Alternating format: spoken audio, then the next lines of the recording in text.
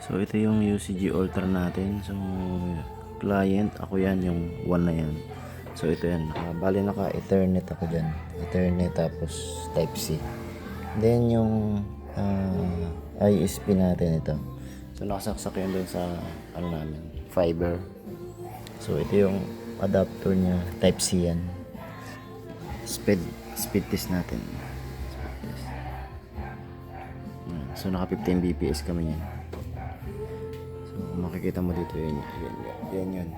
So instead na wifi, naka ethernet. So dito. Actually pagka nag speed test ka, makikita mo rin siya dito. So pagka click ko to. Ito. So yan, makikita mo na yan din.